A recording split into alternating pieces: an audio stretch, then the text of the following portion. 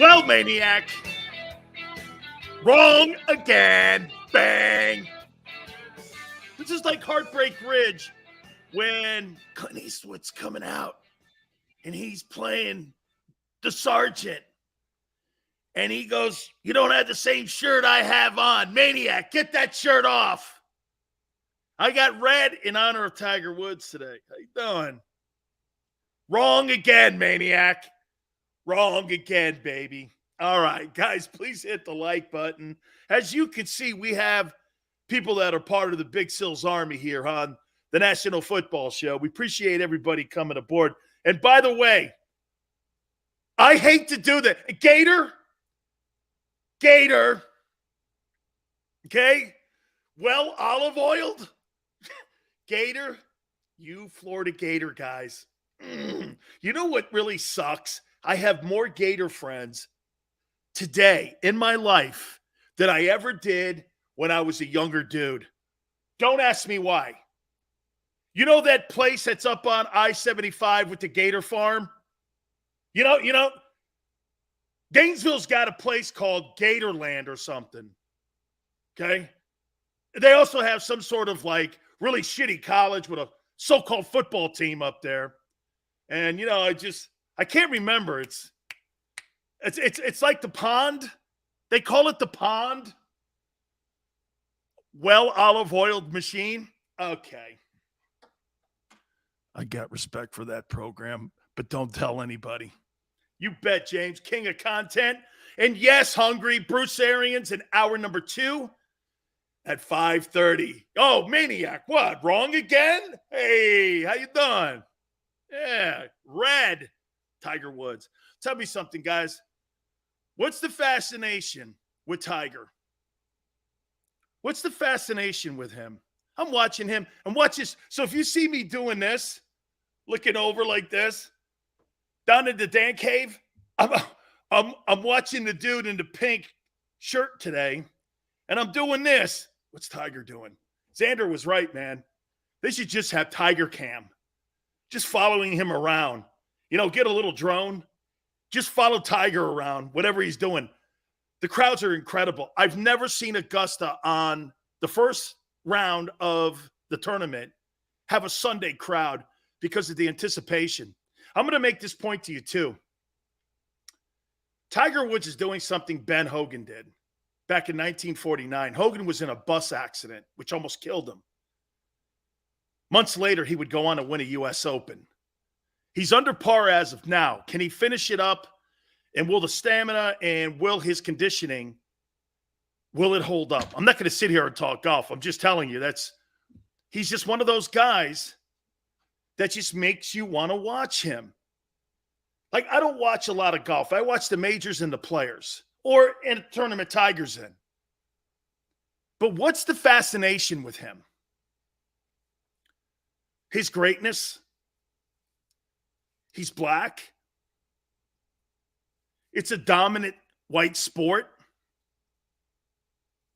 We've never seen anything like this.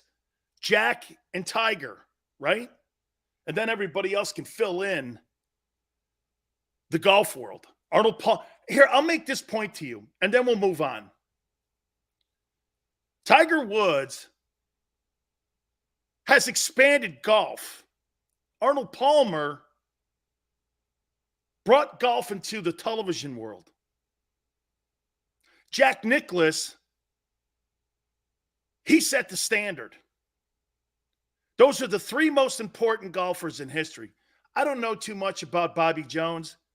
I know Bobby Jones is the creator of the Masters, won the Jones Grand Slam, British and U.S. Amateur, and the U.S. and the British Open, all in the same season. You're not going to see that ever done again because professionals don't play and are given the ability to play in the British and U.S. Amateurs. So you're never going to see anything like that again. So the Tiger Slam is the standard.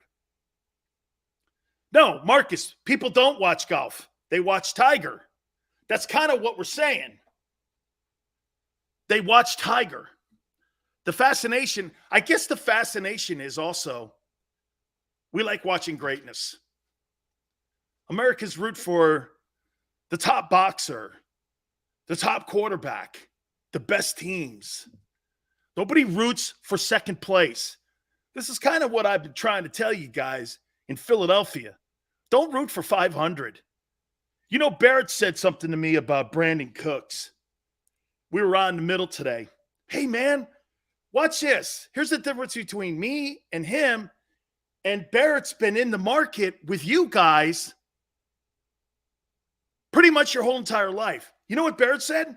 Wow, guy's averaging like 71 catches and 900 yards. Wow, I'll take that in a minute. And I was like, dude, that's common. And he's like, yeah, wait, that's common. 71 catches, 900 yards? Why does that excite me? Oh, because he's better than anything you have with number 2? Okay. You're talking to me about being an NFL player. Jalen Reagor should be putting those numbers up. 70 catches, 900 yards. But because that guy has shit the bed so bad, 70 catches and 900 yards for a number 2 guy is exceptional to you. When in reality, it's average NFL. It's, wow, I'll take him. Of course you'll take him. Because you really haven't had a lot of guys at that position dominate your franchise. Everybody looks at D-Jax and goes, wow, this guy, no, he wasn't really. He's a one-dimensional player that throw the ball deep. That guy's one of the best deep threats in the history of the league. That for sure is who he is. Come on, man. 70 catches, 900 yards. We'll get to him in a minute here. Okay, we'll get to that. You know, we're 3 weeks out from tonight to the NFL draft. 3 weeks. Tonight, in 3 weeks, Howie Roseman, the general manager of the Philadelphia Eagles, has to be impactful. Folks, I'm going to do something. And you know, one thing that I've always brought to the table here, unlike anybody else in Philadelphia, Barrett said you could have bought me with a wooden nickel that there was a wide receiver in the history of the Eagles that had a 100-catch season. He was stunned. He was also stunned when I pointed out you've only had one 4,000-yard passing year by a quarterback. Do you know what Howie Roseman's hit ratio is in drafts since he's been involved in the draft? What percentage do you think?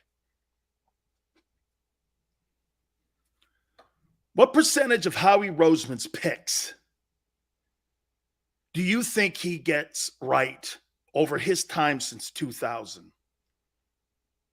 I went back and added them all up. God, I hate doing this to you. God, I hate doing this, man. Xander's going to kill me. Smile says 10%. 15%. 35%.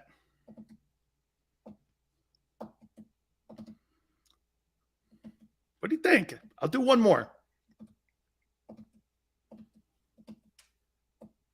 35%.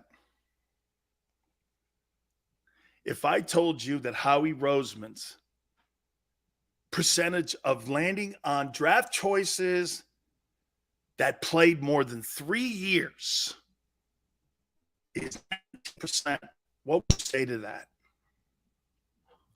So 1.9 of every 10 players, Howie finds a guy that will be on the team in 3 years. 19%. Out of every draft, 1.9.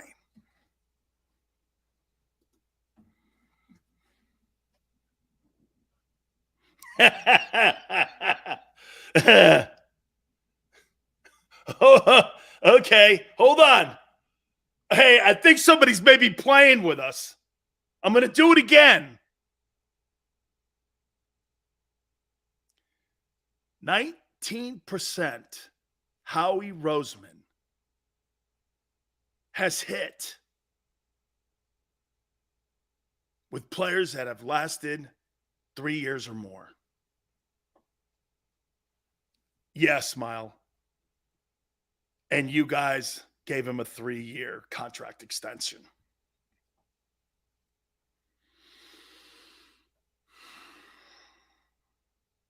%.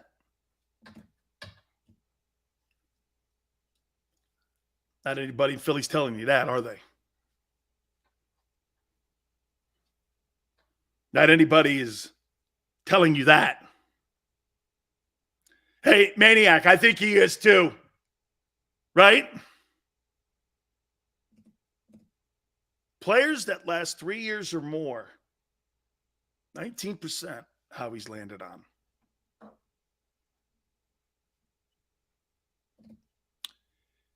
K. Hopkins, I went back to 2000 since he's been in the front office. And then I started putting when he was director of player personnel. Then I went into when he became the first time GM, his first stint. I know there was a pause during the Chip Kelly time. And then when he has been currently the general manager of the team. What do you make of that? 19% Howie Roseman's hit rate on players that stay on the roster 3 years or more.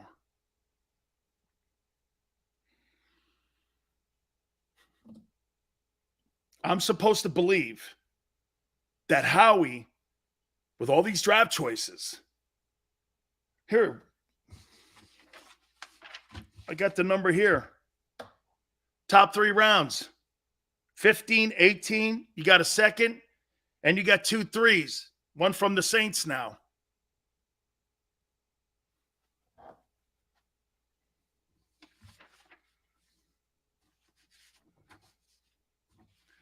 That's a good question. What's the NFL average? No. I'm going to look that up. Junior, thanks for stepping in.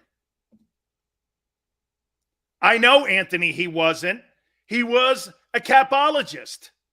I said from the time Howie was in charge of personnel, the director of personnel, unless the website's lying with the Eagles, to the time he got put in the broom closet, I didn't count that. And then after is what I said I used as my context. Jesus, criminy. Don't take 5% of what I say and twist it into some bullshit. Okay? I know he wasn't. He was in the capologist department in the library. I get it. That's a good point, K. Hopkins. What's the league average? I'd like to know that. I don't know what the league average is when it comes to organizations hitting on players that last 3 or more years. That's a good point. Okay? Big picking. That's what we do here. What we try to do is we try to figure out, hey, if people are using all kinds of metrics today to look at players in a draft or to look at this particular way of building a team, you've got to have data. Okay? I mean, you basically, you have to take the data, then you have to crunch those numbers up and say, okay, what are the, so my point is here's the point. Here's the point. What percentage does Howie have of rebuilding this football team into a Super Bowl contender? Because you're not now. You're not. Howie's got a 19% chance of being right in the draft.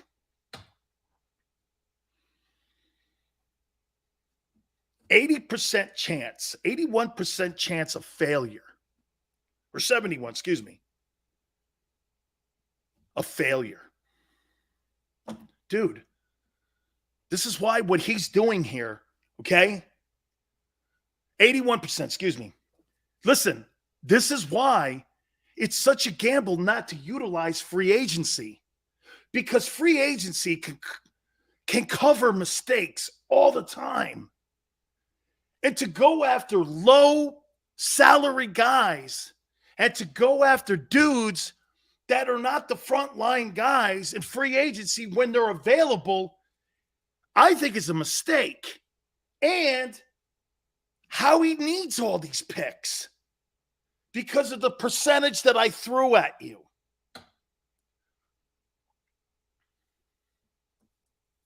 That's right, Maniac. He's got to land.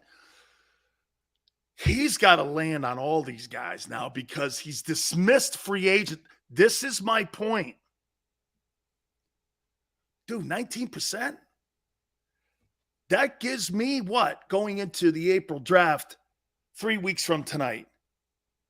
Do I feel really positive? By the way, it's a great point that some of you are bringing up. Sills, do you think the league average is around that? Probably.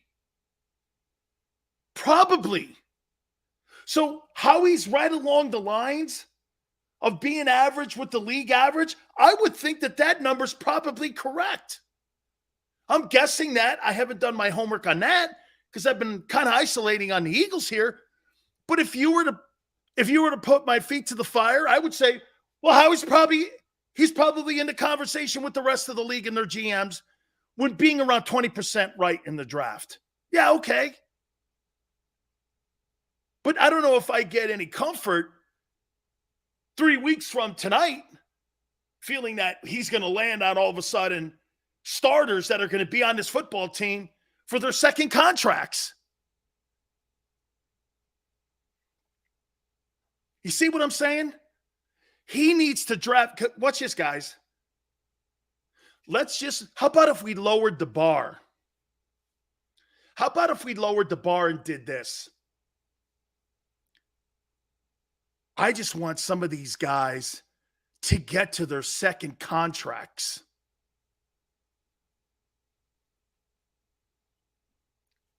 Gator says Alshon Jeffries was a good signing. Gator, I used to think that until I realized he never fulfilled the contract and they ate dead money in the final year of the deal. So at the end of the deal, he never lived up to that contract he signed. Lenny says Howie tried to get Calvin Ridley. Calvin Ridley, the Ben Simmons of NFL players. Come on, man. Xander just said this. They're still eating dead money on that deal with Alshon Jeffries. Cost them a lot last season. And it was Xander pointing it out to me. Sills, you keep telling me that Howie's this capologist guy. There's still $35 million in dead money on the team. They're still eating money on that Alshon Jeffries deal. Going on 3 years now, him not being on the team. That's a good deal? Come on, Gator. Come on, Gator. Right? Come on now. Just because he was part of that Super Bowl, come on now. $5.5 million in dead cap money. $5.5 million last year, all thanks to Alshon Jeffries. Man, that's a terrible deal.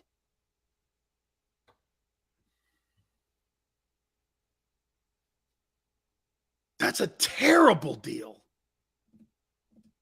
Jose said the two picks that killed them is Rigger and J-Jaw. Those should be Jefferson and Metcalf. Okay? You get Jefferson and Metcalf on your football team. Carson Wentz is still here. Who is Carson Wentz throwing to? You guys haven't had wide receiver in this organization since the team has been founded. I mean, it's not like you guys have had wide receivers that you go, that guy's one of the greatest wideouts in the history of the NFL. I mean it. Yeah, but still, we've had tight ends. I'm not talking tight ends. I'm not talking tight ends. The premium positions that the Eagles have on the team, pass rusher, watch this. I'm going to show you what they should be paying. And get this, I'm just going to go with what a franchise tag is. Quarterback, franchise tag, 29.7. That's a franchise tag. NFL quarterback today. Let's just round it off to 30 because Big Sills is not. I went to Miami. I didn't go to Bama like Xander. Let's just do this. 30 million. Okay? 19 million for a wide receiver. There's 50 million bucks. 2 players. Oh, wait. Gets better. Edge rusher. 19 million. $70 million. 70 million. 70 million. And the 3 positions that you have to be efficient in. 3 positions. Quarterback, wide receiver, and edge rusher. 70 million. Here's the Eagles. $825,000 base salary for Devontae Smith. $850,000 for Quez. 1.87. Here, I'll just take one of them. I won't take both of them. $825,000 for Devontae. Your quarterback makes 1.5. And your edge rusher. What did Hassan? What did I guess we're going to call Hassan Reddick the top pass rusher on the team. What's his base? 7? Let's just say it's 7. 7 million per year. Quarterback makes 1.5, and your star receiver makes $825,000. You got $9 million wrapped up into key positions that you have to win in the NFL. No. I'll take that back. You've got $9 million wrapped up in the positions that you need to contend. And the teams that are contending have north of $70 million invested in those 3. Tell me I'm wrong. Tell me I'm wrong. You got less than $10 million, where most teams have $70 million wrapped up in those 3 positions. And if you're not at 70 million, you must have a quarterback on a rookie year, on a rookie deal. Yeah, Marcus. The Bengals have a franchise quarterback. You don't. You got Jalen. You don't have Joe Burrow. And by the way, Josh Allen just signed a $40 million deal. He was on a rookie deal. They went out, got Stephon Diggs for him, added him to the mix, helped Josh Allen. Josh Allen now makes $40 million. Hello. They got the receiver, then they paid the quarterback. See, once they knew they had the quarterback, they were building on that rookie deal. They knew they needed to get somebody. Buffalo went and got that dude from Minnesota. Allen's going to need him. Allen kicked. Dak Prescott doesn't get his contract unless Amari Cooper goes to Dallas. The Philadelphia Eagles shop at the dollar store where teams like the Rams, they shop at Neiman Marcus.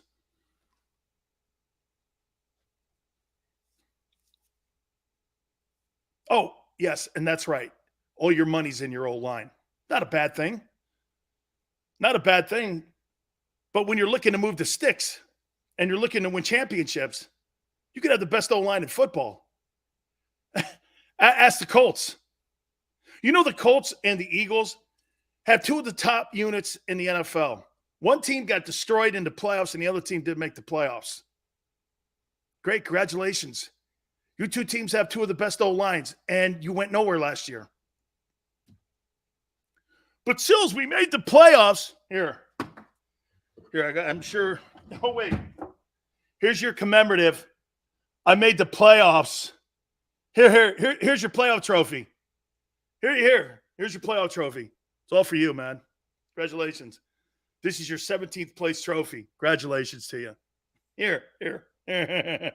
Congratulations.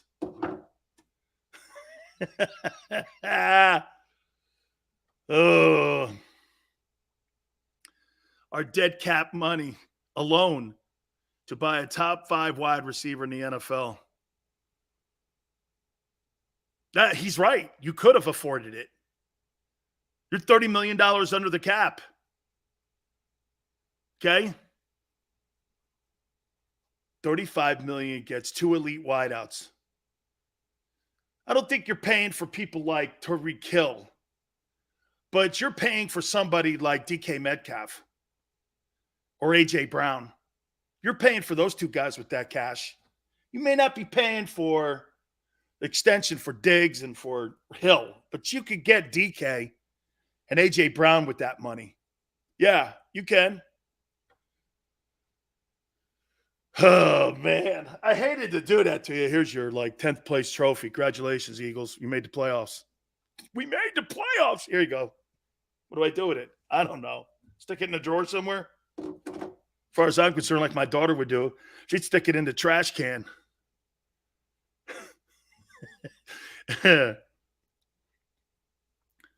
Gator says the Eagles haven't had an elite wide receiver since T.O. Would you call Macklin an elite guy? Maybe, I guess. I don't know. I guess. I wouldn't call D-Jax elite. D-Jax needs an elite receiver on the other side to get the best out of what he does. Okay? And that's being a deep threat. You can't have a deep threat on your football team if you don't have a quarterback that could deliver the deep pass. Can you imagine having Deshaun Jackson on the Eagles today? It'd be the biggest waste of a position next to Jalen Reagor. You might as well have Jalen Reagor there. If you can't deliver the deep pass to the deep threat, what's the point? Davey Boy says, I'm a Giants fan. Well, Davey Boy, I wouldn't say Giants fan, but since my uncle was a Pro Football Hall of Famer with the Giants, I don't know. Do I have an affection for him? Yeah. Did I set up cones for them at the Yale Bowl when I was a kid? Did I know Wellington Mare? Yeah. You caught me. You caught me. That's his Hall of Fame jersey. Right there. When Robustelli got inducted into the New York Giants Ring of Honor, yeah, you're right. You caught me. I don't know. Family matters. You know what I mean? Sil's a Giant fan. Well, I don't know. We got a little tie. Busted? You caught me. My uncle's a Hall of Fame Giant. Whoa, my God. Hey, I won't bring him up again. Hey, you guys do know Gary Cobb played for the Cowboys too, Just keep it score here if we want to be fair. How you doing?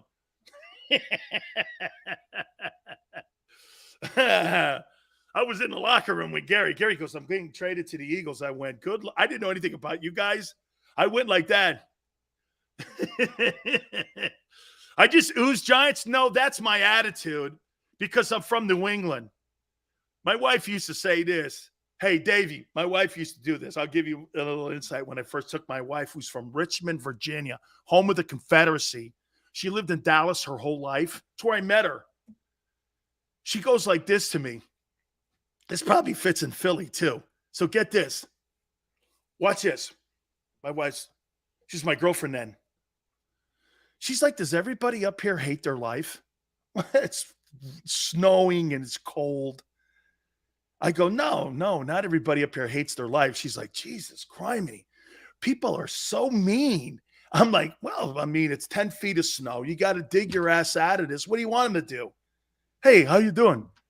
You see, hey, here's a New Englander. Just so you know, you ready? Birdman. Hey, dude, what time is it? Hey, dude, no disrespect, Aunt Betty, but I'm going to say it. Watch this. The fuck do I look like, Big Ben? Oh. You got to watch? No, excuse me, what time is it? I just told you. I'm not Big Ben, guy. Okay? I'm not Big Ben. Get yourself a watch. Hey, right? You're like, you ask dumb questions to people in New England, Philly, Boston. You're going to get a dumb answer. Oh, I look like Big Ben? Okay. I don't know, Matt. I met my wife in Dallas, and I used to pull up to this McDonald's, and this smoking chick used to, what do you want, Mr. Sileo? I go, 2 fish fillets. What else? Oh, let me think about it.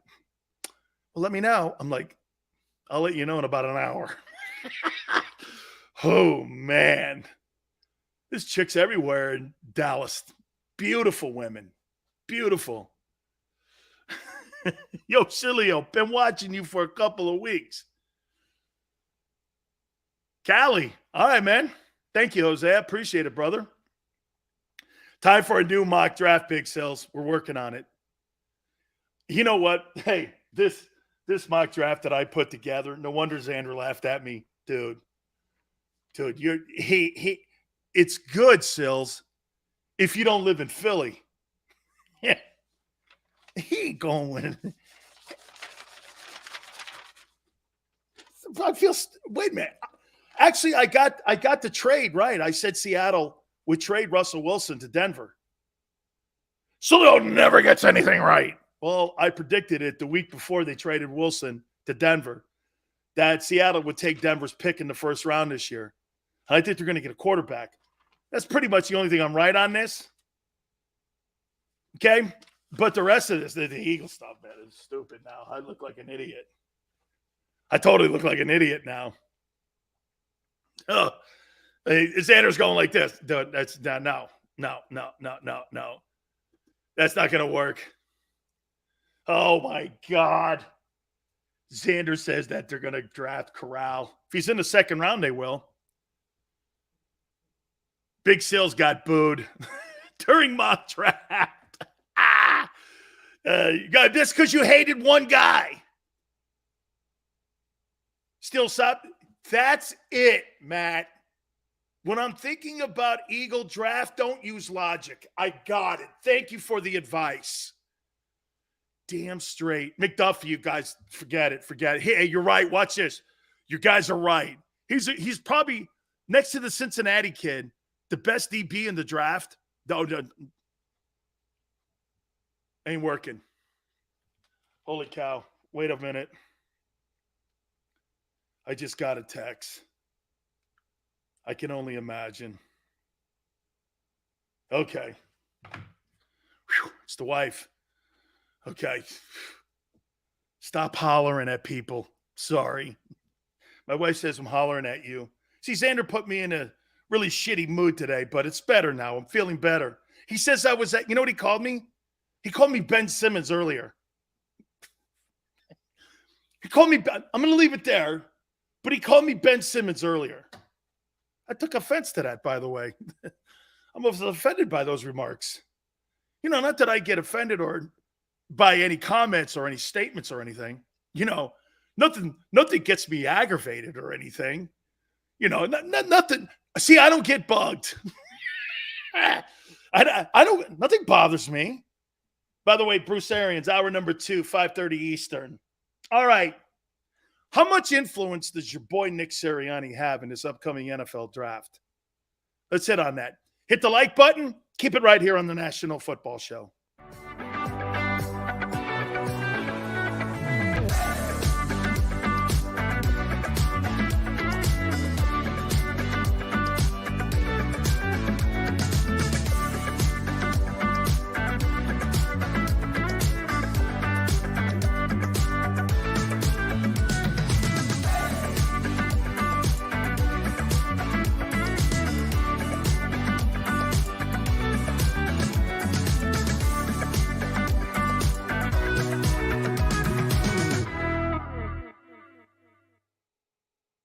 Imagine for a moment that you went to work today and when you came home, you were catastrophically injured. Your life and your family's life. That's what happened to union construction worker Mike Little. I was scared of what the end was going to be, but to be 100% honest with you, I knew I was going to be all right just by talking with Brian. In my heart, I just knew everything was going to be all right. Call the firm and find out why they say, "We got this." Call 215-458-2222.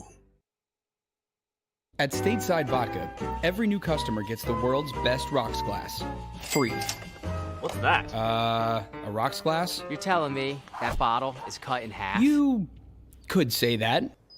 Holy shit. And you're telling me I can get one of these glasses for free? That's right. One free rocks glass per customer with each first-time purchase of Stateside Vodka.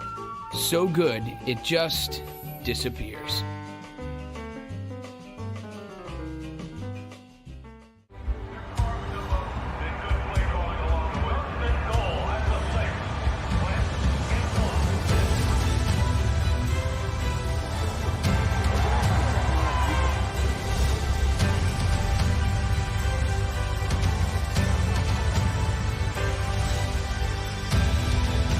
Field of life, First Trust Bank is there for you. Champions on three. 1, 2, 3. Because Philadelphia dreams deserve a Philadelphia bank. Go for the midnight dares. Go for the memories. Go for the view. It goes on forever. Go for the bubbles in your bathtub and in your drink. Go to bed whenever you want. Or don't. Go for him. Go for her. Go for the win. Go to Ocean Casino Resort. Book your trip at theoceanac.com.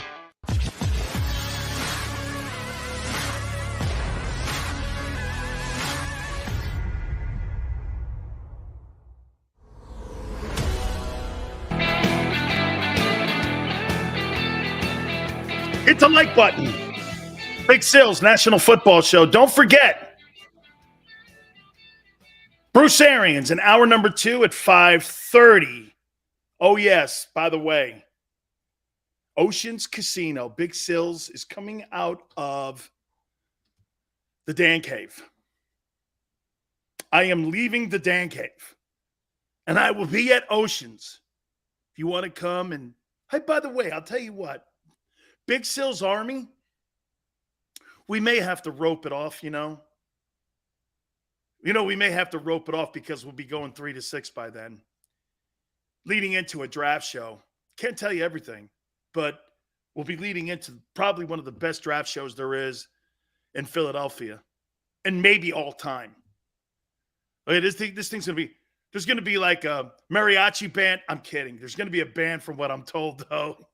It's going to be a mariachi band, I don't know. Whatever Big Joe's doing. So I may have to put some of you Stonads on the show with me. I don't know yet. I don't know if that's a good idea. But then again, 500 was pretty good, wasn't he? So I don't know. I don't know. I'm thinking about it. We'll have to get and put our collective heads together and figure out if we're going to put some Stonads on the show here. I don't know yet. I know Phil Sims will jump aboard with me, and how I do draft shows. Terry Bradshaw will be on with us. I know a whole bunch of people that are coming on. We'll put Jimmy Johnson on. Believe me, you'll not want to miss it. We'll have some of the biggest names. We'll have general managers on probably too, like Tom Telesco. We'll get him away from his phone. I don't know if we can get Adam Shifty away from his phone now that he's making $9 million. Oh, $9 million for that guy. Dude, Big Sills has shot himself in the foot. That guy makes $9 million. My daughter has more talent. Give me a break, man. Holy, put Maniac on the show? Why would I want to put that toolbox on my show? I told him, no, we'll see, man. I definitely want to have a drink with that dude. Go ahead, Joe. All good. All right. May I throw an off-topic at you before I get into Sirianni? Can I throw an off-topic at you here for a second? I can't believe that there is a section of the Eagle fan base that despises Donovan McNabb so much. Who would you start your franchise with? McNabb or Jalen Hurts? Because, sometimes I got to think non-reasonable to some of you guys. Shots fired, 610. Shots fired. Who would you build your franchise around? McNabb or Hurts? McNabb all day. McNabb all day, every day. Eagles O-line won the Super Bowl. Foles was untouched. T. Lewis goes, McNabb, come on. I agree. I just want to get a sense if you believe that 5 is the best quarterback you've ever had. Don't put McNabb and Hurts in the same sentence. Do you think Donovan McNabb on that 2017 team would have delivered the Super Bowl? If it was McNabb instead of Foles? Because do you agree?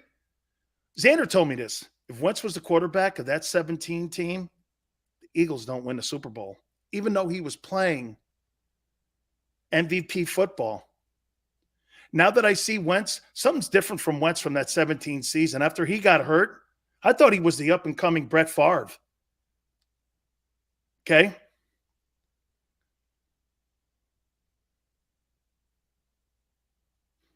Okay, Ian Rappaport, the rap sheet. We've been reporting this for the last couple weeks, that Honey Badger had a virtual visit with the Eagles, and as Philly has emerged as a prime location for one of the top free agents, Honey Badger visited the Saints this week and now has done a Zoom with Philly. His market is heating up. It's not really any news that we haven't been reporting. I know the Eagles have a deal on the table. They've had a deal on the table. I tweeted it. The Eagles have a deal on the table for Honey Badger. You don't know shit, Sileo. Oh, I see. So now you guys believe it. Come on, dogs. Go back into my Twitter and go look at it. I think I did that maybe 2 weeks ago. Oh, but Rap Sheet has it now, so it's not news to me. They have a deal on the table for Honey Badger. I've known this for 10 days. I may have to retweet that thing. Great.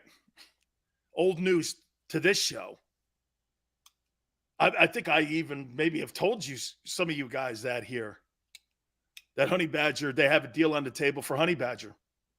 Okay? Be a great sign. It cost them some money, too. You know what, Chris? What's crazy about that deal? Saints got Lattimore. You know what's crazy? Howie makes a deal with the Saints for draft picks and not Lattimore or Michael Thomas. I want those players and not the picks.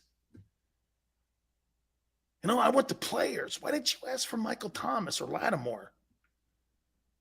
Right? If I'm going to give a first rounder up and I'm going to give you a first rounder this year, why wouldn't you have wanted the player back? You think McNabb wins that Super Bowl? Let me get back to my comment. You think McNabb gets back to and wins that Super Bowl if he's a quarterback of that 17 team? You think he wins it?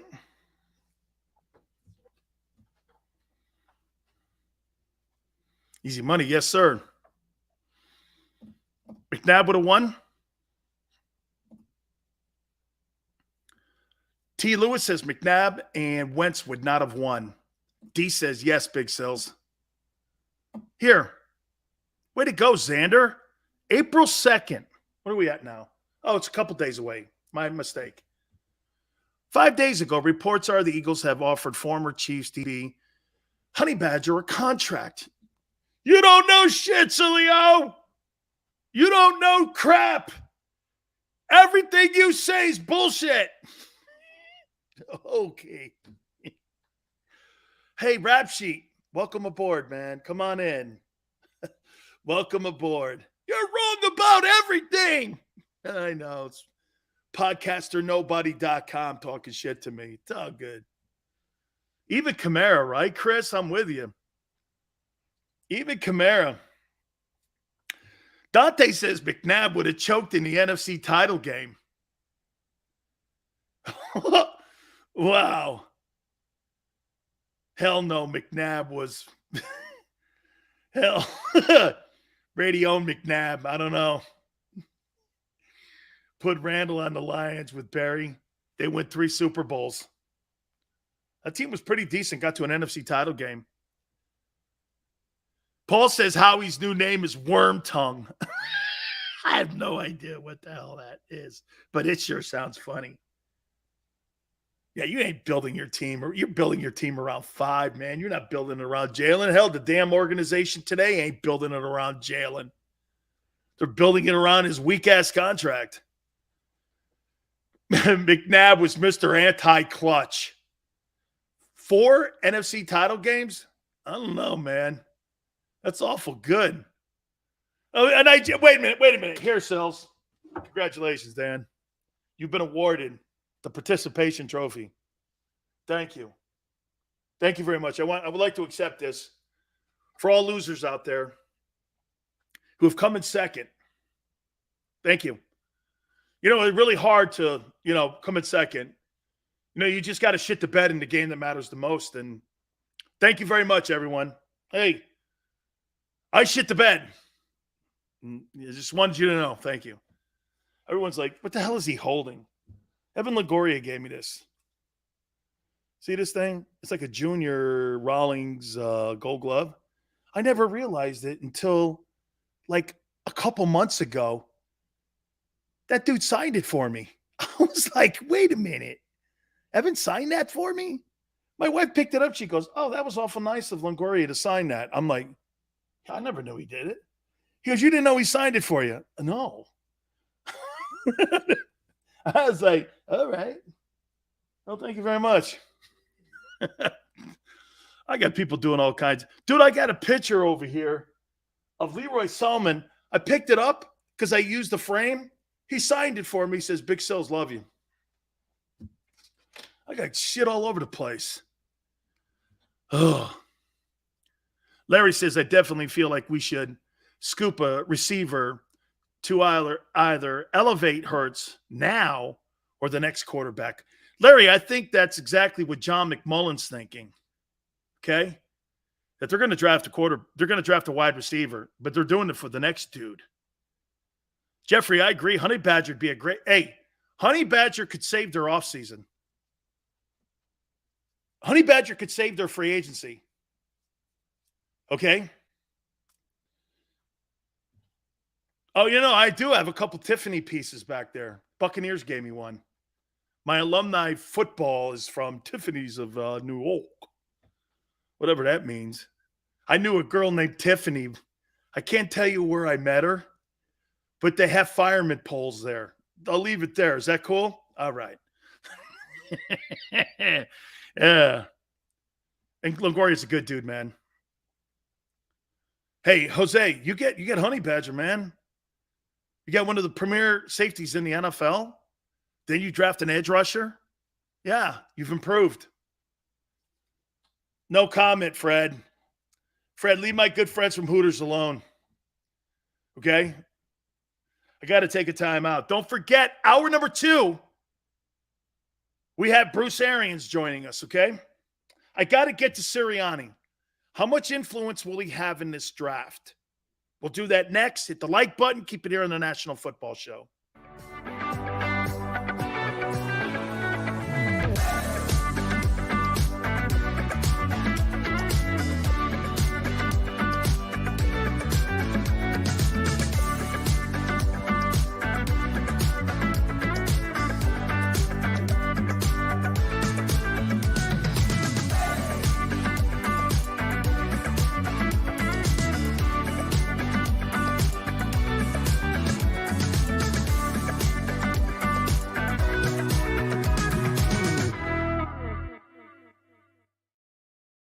Imagine for a moment that you went to work today and when you came home, you were catastrophically injured. Your life and your family's life. That's what happened to union construction worker Mike Little. I was scared of what the end was going to be, but to be 100% honest with you, I knew I was going to be all right just by talking with Brian. In my heart, I just knew everything was going to be all right. Call the firm and find out why they say, "We got this." Call 215-458-2222.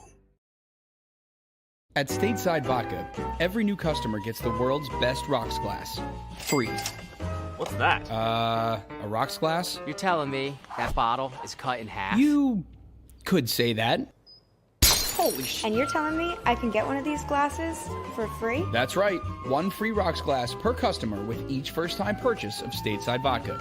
So good, it just disappears.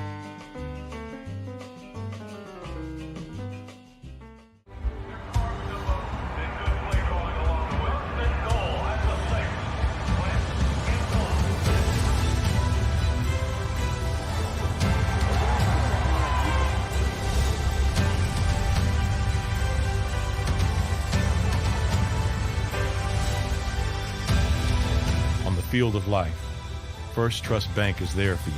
Champions on 3. 1, 2, 3. Because Philadelphia dreams deserve a Philadelphia bank. Go for the midnight dares. Go for the memories. Go for the view that goes on forever. Go for the bubbles in your bathtub and in your drink. Go to bed whenever you want. Or don't. Go for him. Go for her. Go for the win. Go to Ocean Casino Resort. Book your trip at theoceanac.com.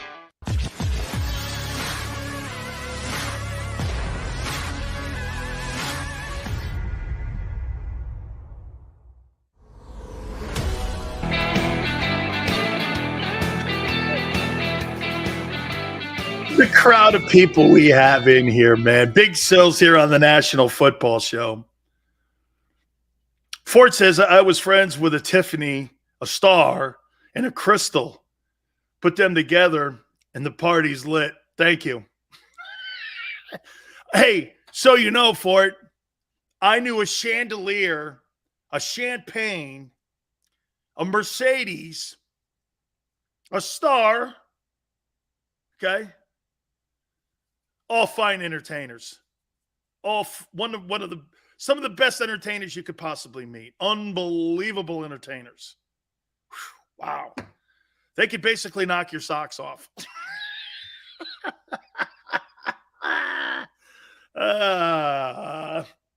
all good. All right. Don't forget Bruce Arians. Sorry, Aunt Betty. Hour number 2. All right, guys. I'm probably asking another stupid question. Here's another stupid question for you. I talked to Barrett about this earlier. Does Sirianni have any say whatsoever in the upcoming NFL draft? Chastity, New Chastity. That's sad. God, I know all these women, or ones that went by the names of Chastity. Oh, 0 not happening. Hey, Fred, do us all a favor. Show a little optimism. 0, nothing. Move on. Next. Sammy says as much say as I do. Steve's like, hey, there's a New England, there's a South Philly answers. Sileo, what do you think? Here, you want to ask a stupid question? I'll throw a stupid question back at you. Hey, Assbag, what do you think? Oi, hey. Oh, man. Sirianni gets to choose to say great pick or excellent pick. No, actually, Smile, I thought that Howie would have Sirianni in the draft room, and he would be saying this to him. Hey, Nick, can you do me a favor? Can you make sure that, when you get some pancakes, make sure you have maple syrup sauce? Maple syrup is good too. Yeah, don't get the Aunt Jemima. You know how people are. I don't want anyone to say I got racist. I got racist stuff when it comes to like putting syrup on my pancakes. So don't go there. I can't have that. Do me a favor. Hey, Nick, go park my car. Good evening there, Jordan. I appreciate it. Hey, wait a minute. It's a good point, Matt Hatter. So wait a minute. I didn't want to get on an airplane to come to Philadelphia, so I did a Zoom call with the Eagles. Hey, what do you guys want? This guy goes to New Orleans because obviously he played in the state of Louisiana, look, come on, he played at LSU. I get it. But this is what the interview or whatever it was between Honey Badger and the Eagles. Yeah, what do you guys want? Well, we'd like to see what your interest is in playing here. Hang on for a second. I got another Zoom call with the Vikings. Hang on. Oh, that's Thursday. Who are you guys again? Oh, yo. Who's the guy in the room? Hi, I'm Nick Sirianni. Hi. I'm Nick Sirianni. Oh, you're the coach of the Eagles. Shit, I had no idea what you look like until now in the Zoom call. Wow, Coach, how you doing, man? I'm Honey Badge. How you doing? Yeah, we know. We're Zooming you. Oh, yeah, right. That's right. I'm getting back to you guys, right? So how are things going? My meeting with Mickey Loomis of the Saints went great. So can I help you guys? Well, we'd like to know what your interest level is in playing in Philly. Well, if you could raise my market value in any way, a lot. Here, hold on. Got another Zoom over here. Don't worry about it. It's the Jets. What were you saying again? Yeah, man. So, we have an up-and-coming team. We made the playoffs. Please, can you hold for a minute? Just for a moment, okay? Hold on for a second. Oh, wait. It's Doug Peterson. Doug's calling me. This guy won a Super Bowl. That's right. He won with you. Why'd you fire Doug? Well, I'm sorry. Well, it's internal. Here, let me text. Hold on. Let me instant message. Dear Doug, I'm talking to the Eagles. You're next. Send. Now, get back to you now. What's that? Sorry, I was talking to Doug Peterson, a Super Bowl winning coach. That's right. Again, I keep forgetting he won it with you guys. So wait a minute. He wins a Super Bowl and then 4 years later you fired him? Wow, it must have been terrible. What happened? That's what I'd ask. What happened that you'd fire a Super Bowl coach? Wait a minute. Come to think of it, you fired another Super Bowl coach. The guy I was just playing for. Holy shit. Wait a minute. You fired Andy. I just got through playing with him. Yeah. Do you think this meeting's going well? Just a hypothetical. How do you think the meeting's going? Wait a minute. You fired a guy. Didn't he go to 4 straight NFC championship games with you too? Yeah.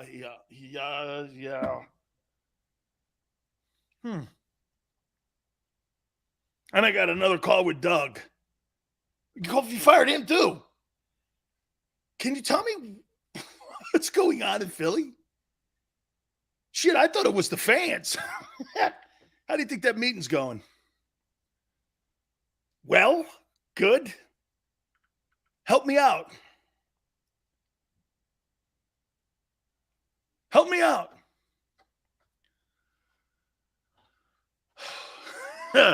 Hey, Maniac goes, Dan Sileo, good morning, my friend, from Osaka, Japan. Konnichiwa. Konnichiwa. Arigato, my friend. Arigato.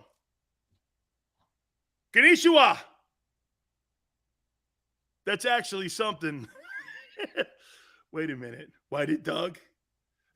He goes in and sack one out. Honey Badger Hunter. Dude, right? All right, hour 2's right around the corner, man. So we all agree Sirianni has no say in this thing. He probably goes, hey, I'd like to have this guy. Okay, thanks, Nick. We'll get back to you. We'll let you know if we like him. It's not a way to do business, friends.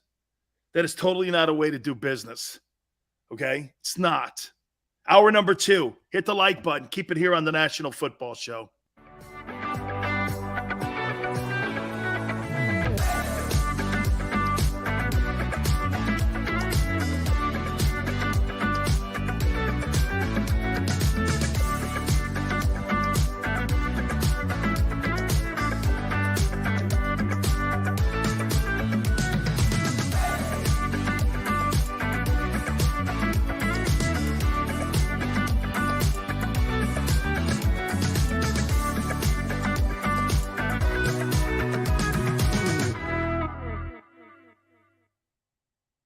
Imagine for a moment that you went to work today and when you came home, you were catastrophically injured. Your life and your family's life. That's what happened to union construction worker Mike Little. I was scared of what the end was going to be, but to be 100% honest with you, I knew I was going to be all right just by talking with Brian. In my heart, I just knew everything was going to be all right. Call the firm and find out why they say, we got this. Call 215-458-2222. At Stateside Vodka, every new customer gets the world's best rocks glass. Free. What's that? A rocks glass? You're telling me that bottle is cut in half? You could say that. Holy shit. And you're telling me I can get one of these glasses for free? That's right. 1 free rocks glass per customer with each first-time purchase of Stateside Vodka. So good, it just disappears.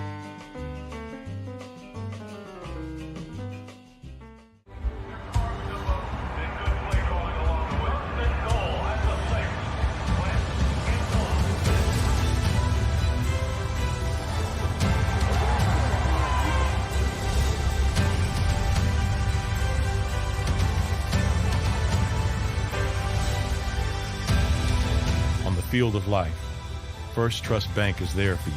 Champions on 3. 1, 2, 3. Because Philadelphia dreams deserve a Philadelphia bank. Go for the midnight dares. Go for the memories. Go for the view that goes on forever. Go for the bubbles in your bathtub and in your drink.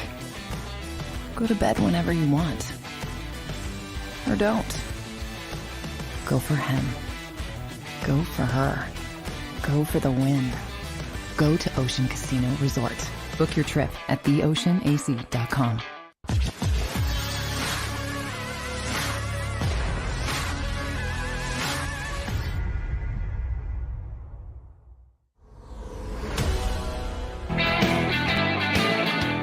Hour number 2, National Football Show. It's your boy Big Sills. Thank you so much for coming aboard with us.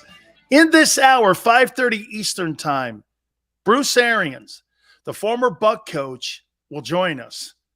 I know the guys this morning, and the birds were saying this. Sileo's got Arians coming on, and Bruce made, and I'm going to paraphrase this, he was on, I guess, a Phoenix station, and he said something like, hey, Brady gets too much of the credit, and Byron Leftwich deserved a little bit more of the credit for Brady's success the last 2 years in Tampa.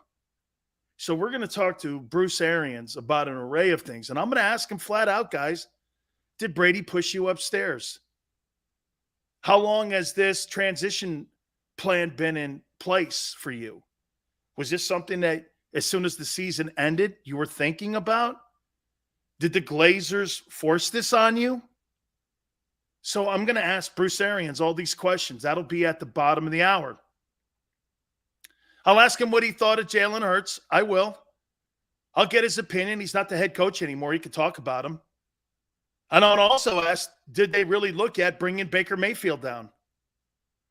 You know, there was a conversation out there that the Buccaneers were looking at potentially bringing Baker Mayfield down to Tampa Bay. So we'll ask him all that. Before I get into the second hour here, though, I want to I want to say something, guys. And this is the reason I got into sports talk. And I saw something. And listen, sports fans, I think, will understand where I'm coming from. But indulge me for 2 minutes here. That National Communist Association of America, also known as the NCAA, have a fascist mentality. It should be destroyed. Mark Emmert, the head of that fascist organization, is on Capitol Hill petitioning congressmen to try to fight the NIL ruling because he says it hurts college football.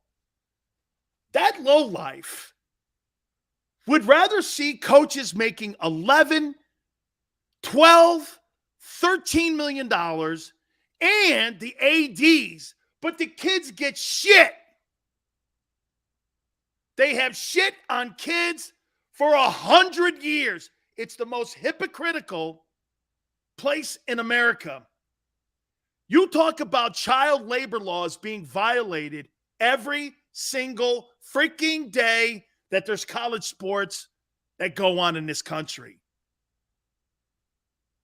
The state makes the money, the kids make nothing.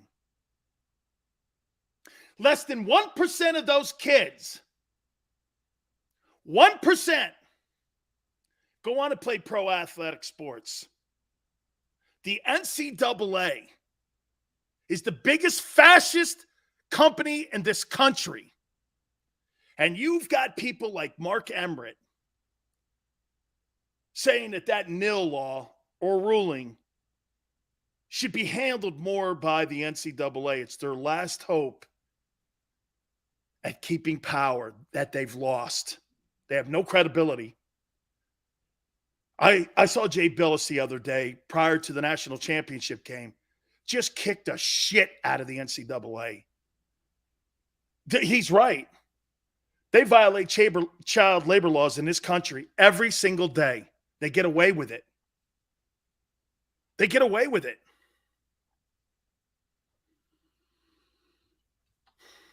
What an unbelievably awful scenario. The NCAA right now is more entrenched in whether or not a dude can charade himself as a chick in women's sports and completely destroy Title IX. The NCAA doesn't even look at Title IX as a ruling that this country has. They don't give a shit about it. They'd rather give it to some dude that calls himself a chick.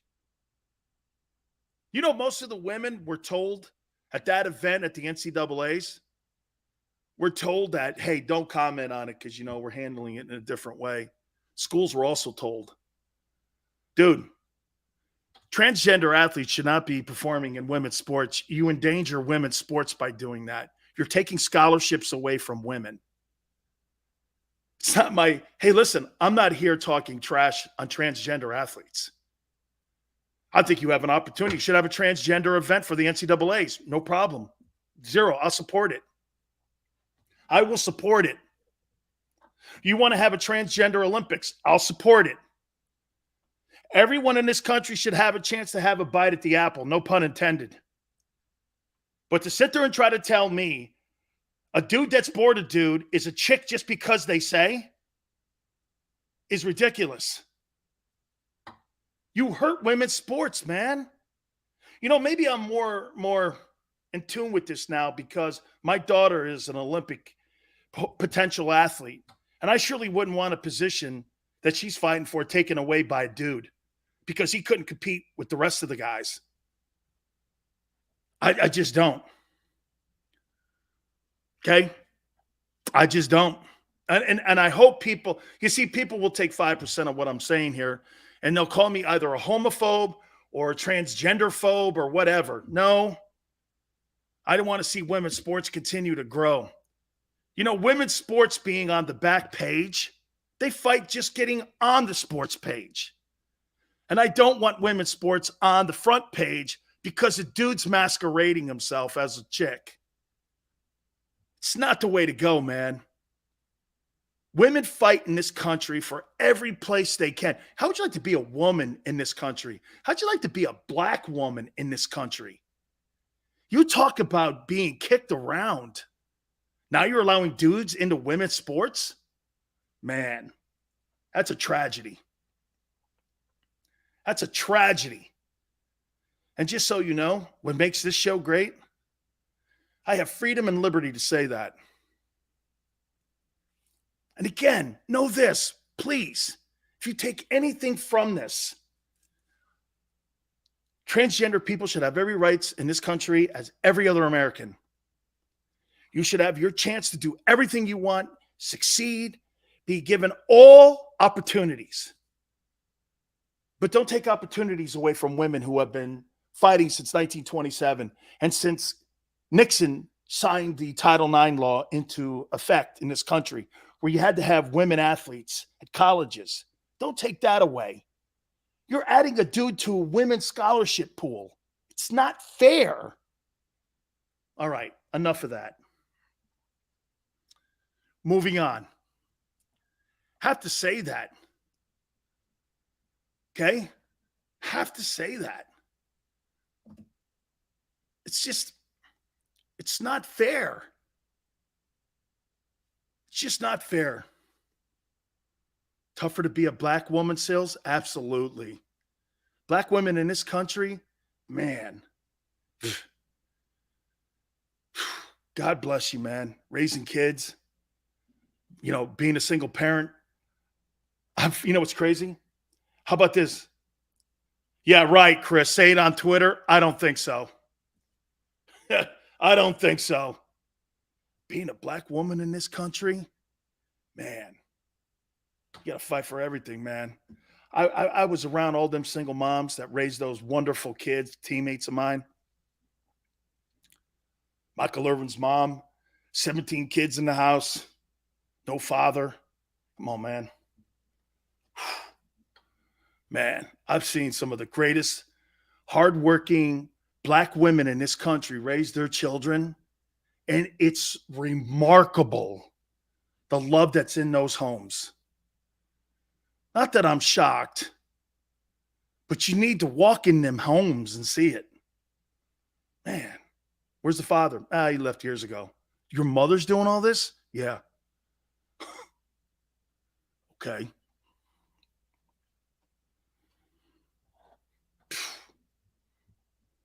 Chris says women athletes should be furious. Chris, they can't be. They're being told to shut up.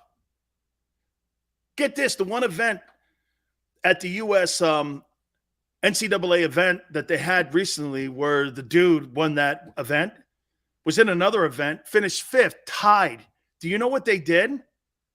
They gave the other trophy and told the girl to take the picture with the sixth place finisher and gave the trophy to the dude so that the dude could have a 1 and a 5 to take a photo op, even though they tied. And all the girls, I saw this on Tucker Carlson last night, and she was like, they made me go and take the picture with the sixth place finisher, and they let him have the trophy and not me. And all the athletes were watching this and all going, that's bullshit. I watched that and I was like, man, that's so uncool. That's so uncool. Yeah. Hey, nuts. Penn told the girl to shut up. And she had every right because she finished fifth. Man. All right. Brandon Cooks. Hey, don't forget, Bruce Arians, bottom of the hour. Can I do something here for a second? Let me look at something here. Brandon Cooks. Would you guys like to have him on the Eagles? See, Brandon Cooks, Honey Badger, Hassan Reddick. Could the guy save free agency? Brandon Cooks. Let's take a look at this kid. Would you like to have Brandon Cooks? 215 says no. 215, I'm starting to think you say no on everybody. Right? I'm starting to think you say no on everybody. Xander says yes. 6 years, 1K season. Let's take a look at this.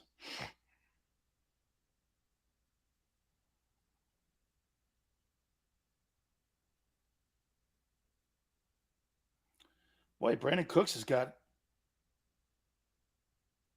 Well, wait. The numbers here are a little bit better than what what's his name told me. What Baird told me. Hopefully I'm looking at Brandon Cooks, Texans, right? 84 catches, 1178, 78, 1173, 65, 1082, 80 catches, 1204. Last year he had 1,000 yards, 1,087 on 90 catches. He's got 7,900 yards. That's not an average of 900 yards a season and 78 catches. That's not what that is. Okay? That's not what this is.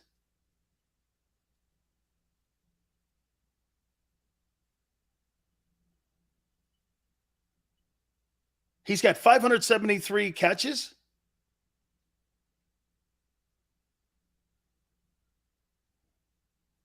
New Orleans, the Raiders, and Houston. Those are his numbers? You're right, I want him. That's not average. I was under the assumption he was at 900 yards and 78 catches, and that was his average. And I'm kind of like, okay, well, let's see. 1, 2, 3, 4, 5, 6. 6 times he was a 1,000-yard receiver. 6 out of 8 years. From what I understand, the Texans want a second rounder for him. Is that correct? And they have a second rounder this year. Would you give that second rounder up for him? How old is he?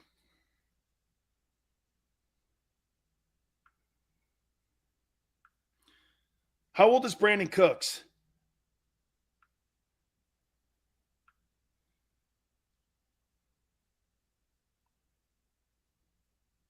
He's 28. He's 28. In 6 of his 8 years, he had 1,000 yards. Okay. Reel it in, Sells. I'll take that guy. Who are his quarterbacks? Wait. He had 1,000 yards with Mills last year, right? So that's who Deshaun Watson was throwing to? I'm surprised that Deshaun Watson hasn't had Barry in Cleveland call the Texans and try to get Cooks up there. Dude, those are damn good numbers. Those are solid. I mean, those are solid. Watch this. Xander, you're right. He is a 1. He is a 1 here. That's a solid career, man. Above north of solid. 28? I'd give a second rounder up. Bro, the Texans aren't going to give up Brandon Cooks for a second day draft choice. That ain't working. If I were the Texans, I'd keep him before I'd give that up. That is a legitimate football player right there. That's a legitimate guy, man. Jose, I'm wrong. I probably should have looked up the numbers myself. But 6 of the 8, I thought this guy had 900 yards. I'm like, man, that's kind of average. But wouldn't you say, Xander, with the numbers he's put up, that guy's average probably around that 500-yard year kind of kills him, but was that COVID or something? But outside of that 500-yard year, I mean, that guy's averaging $1K a year. He only started 7 games when he did. He was still been on pace, right? 14 games. He was on pace for 1,300 yards. He was on pace for 1,300 yards that year. 500 yards in 7 games. Over another 7, he's got 1,014. And now with 3 added, you probably get another 1,200 there. You got another 1,200-yard season. This guy's a baller, man. This guy's a baller, and they only want a second-rounder for him? I'll take that. Yeah, but I thought I saw another season later where he was either hurt or it was COVID or something. I thought there was another later year in there. Yeah, I don't know. Yeah, with the 19-year I was looking at, I saw the first year. That's more the 19 season. I was looking at that and what happened. Well, yeah, I don't know what happened. The 19th season, I think Watson was still on the team, right? Don't know what happened there. I'm going to do some homework on him. I'm going to definitely do some homework. Hey, listen, we're going to take a timeout because we got Bruce Arians coming on, and I want to get to him, give him as much time as possible. So he may be chiming in a little bit sooner or a little bit later. So I want to give him every opportunity to come aboard with us. Do me a favor, guys. Please hit the like button. Bruce Arians, the former head coach of the Buccaneers, is right around the corner. We'll talk more NFL draft. I'm talking all the NFL draft. Players that I think have moved around, helped themselves, hurt themselves. We'll get back to you. Please hit the like button. Keep it right here on the National Football Show.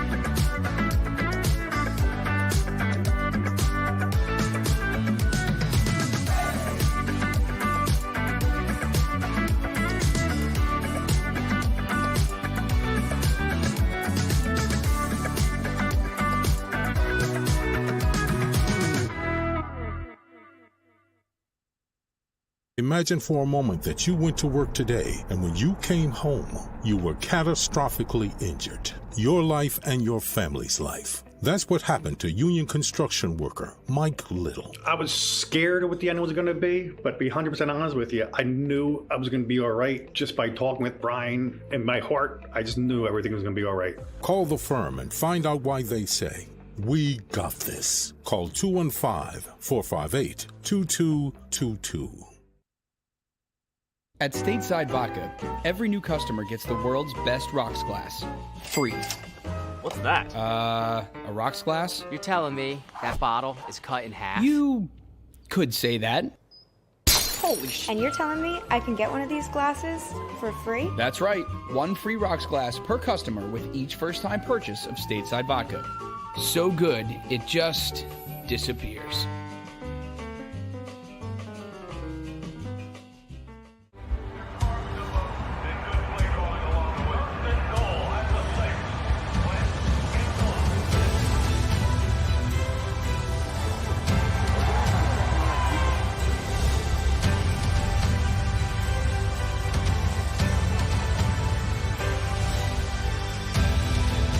Field of life, First Trust Bank is there for you. Champions on 3. 1, 2, 3. Because Philadelphia dreams deserve a Philadelphia bank. Go for the midnight dares. Go for the memories. Go for the view that goes on forever. Go for the bubbles in your bathtub and in your drink. Go to bed whenever you want. Or don't. Go for him. Go for her. Go for the win. Go to Ocean Casino Resort. Book your trip at theoceanac.com.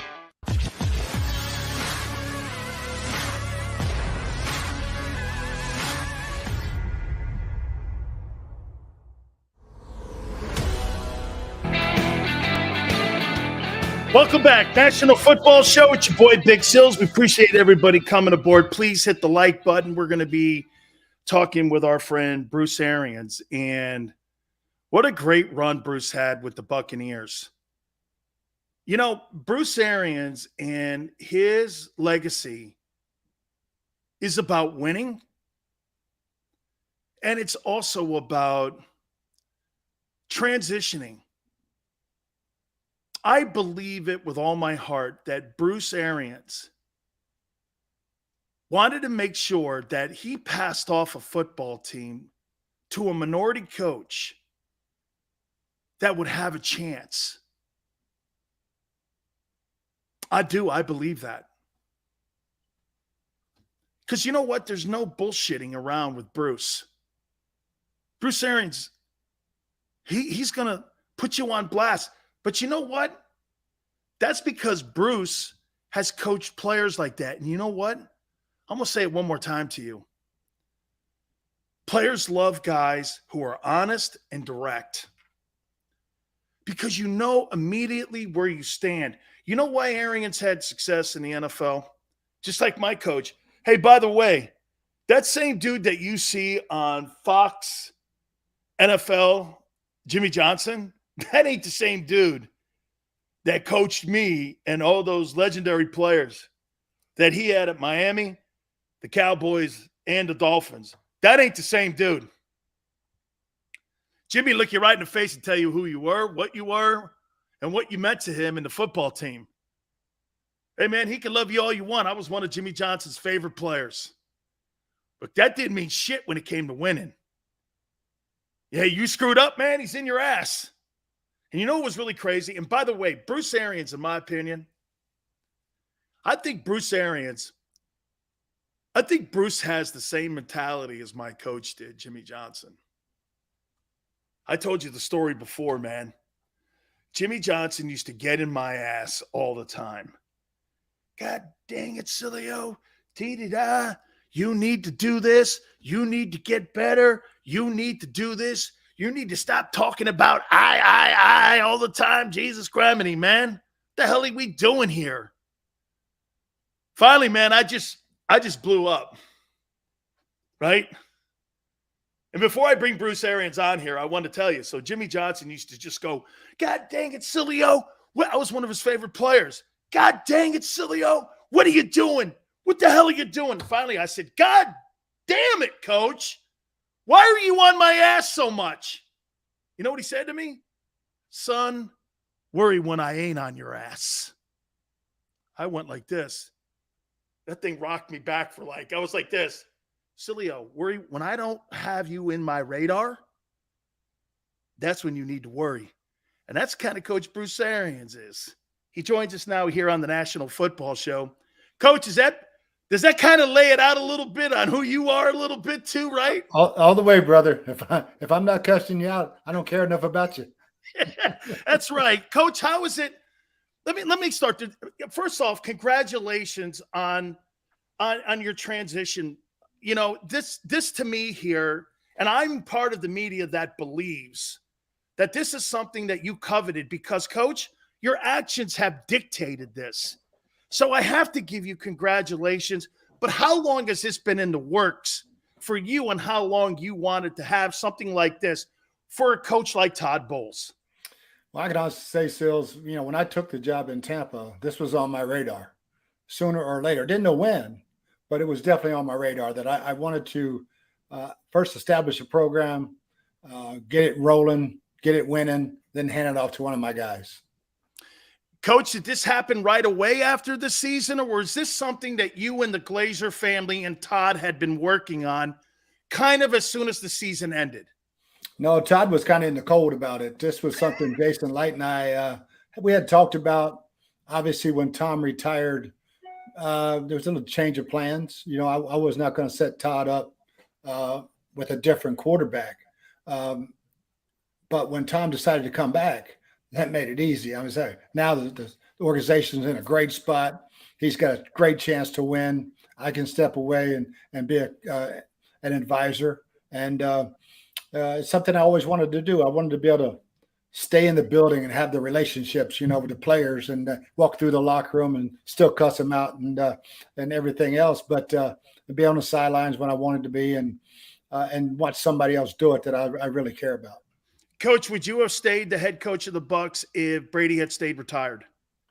Yes, probably. Until I found a quarterback that I felt we could win with.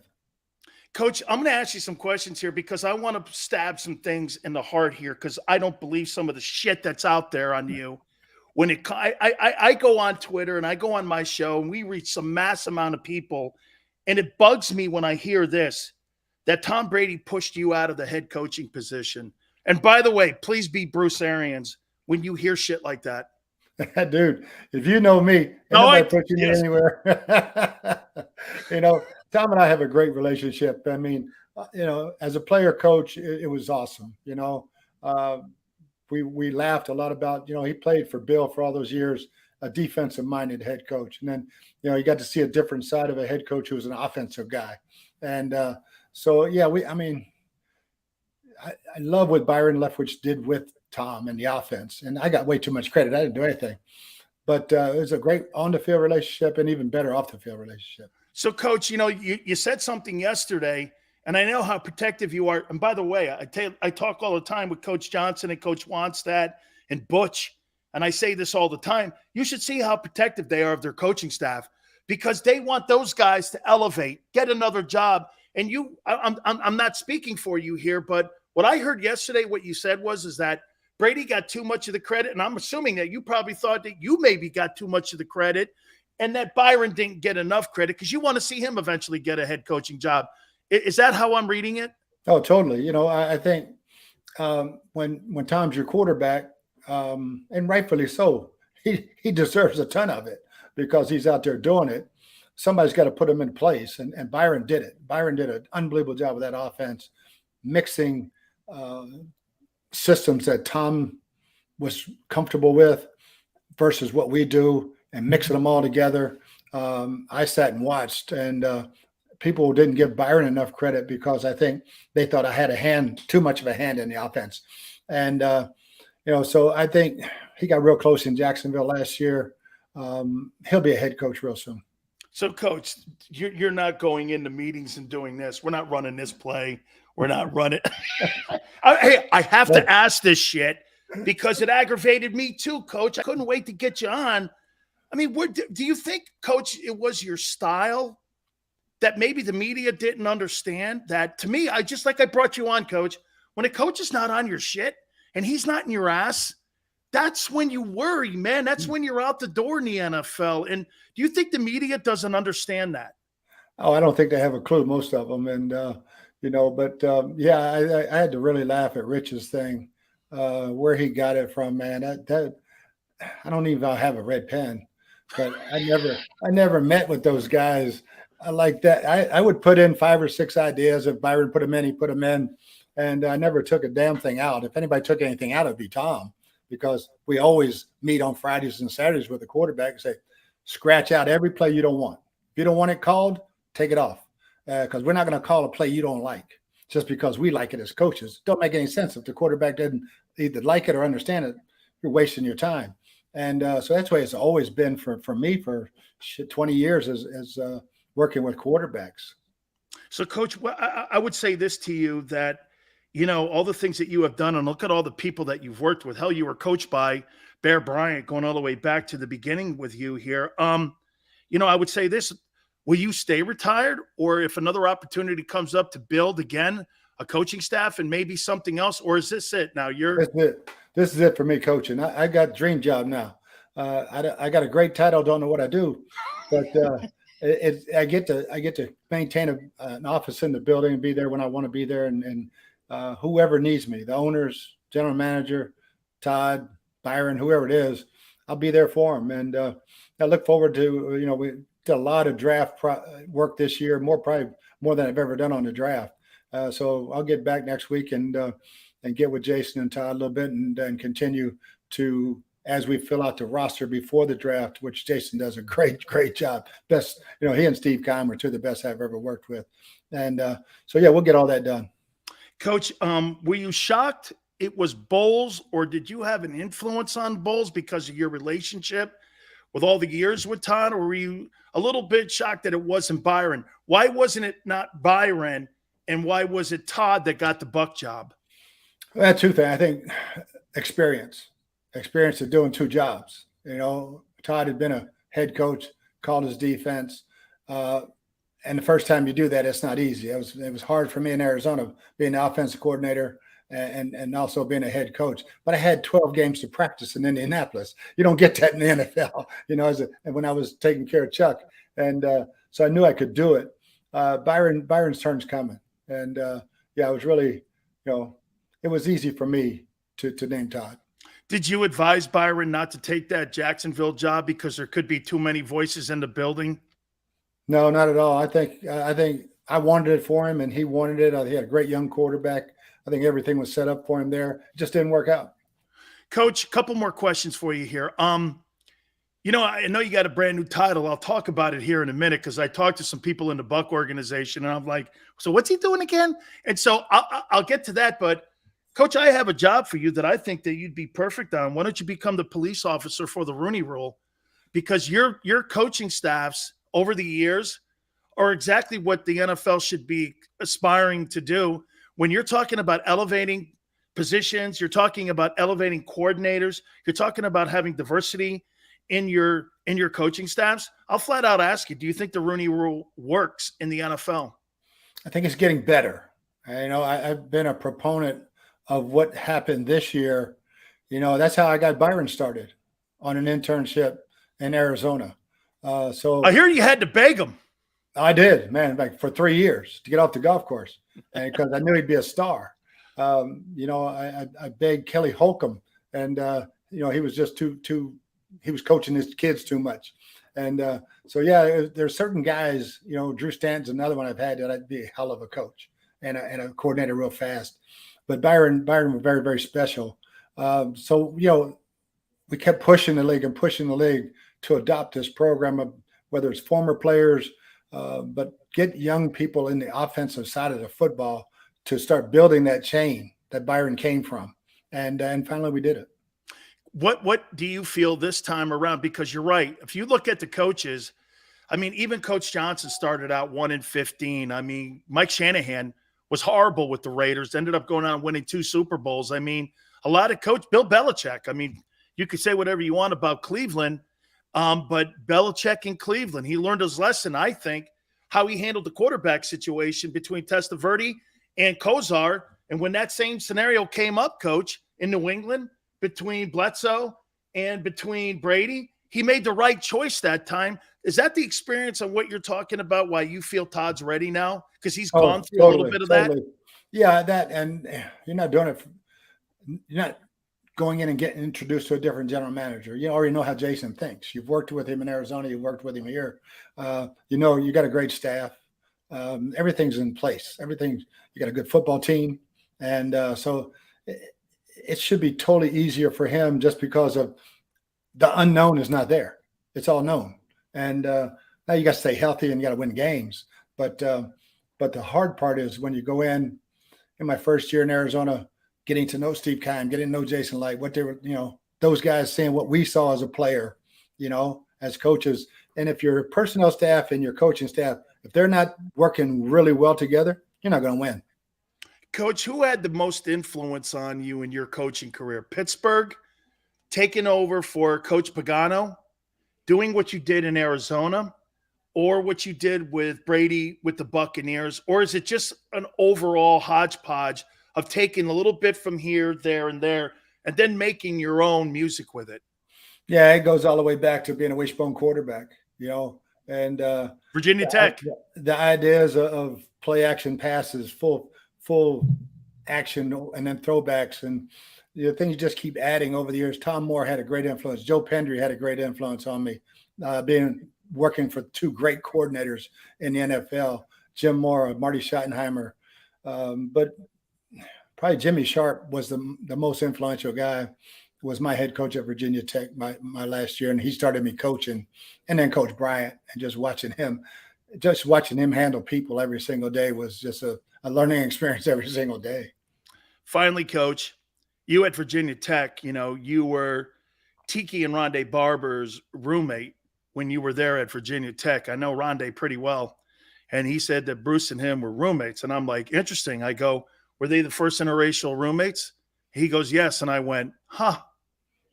It started there, didn't it, Coach? Oh, yeah, JB, their dad is a great human being. And we had a great time, man. I got married after my freshman year. But we started coaching together. We bought our folks' houses right next to each other. And the twins, we'd babysit Rondé when they take Tiki to the hospital all the time. And it was, man, we grew up together. So it was, it was a great, great time. Okay, I got to sneak one more in. What's this new job? What do you, personnel or just kicking people in the ass? What is it? Are you the resident boot in Tampa? I think it's like, okay, who you need to kick in the ass? Let me go. And tell me who it is. If it's on the sales team, if it's on the coaching staff, if it's on the players, whatever it is. I didn't like that senior part. That makes me feel old. But the senior football analyst is or advisor. It's a cool title. I just got to figure out what the hell it is. No, it gives you a chance to have more martinis, though, right at night. Oh, I promise you, bro. Coach, thank you so much for finding time for me, man. Have a great time, and I'll be watching. I'm pulling for the Bucks all the time. Big Sil's an alum, so I'm there with you. Anytime you need me for anything, Coach, I'm there for you. Thank you so much, sir. Thank you, Danny. You got it, man. Bruce Arians, head football coach, formerly of the Tampa Bay Buccaneers. Hit the like button. Back in 3 minutes.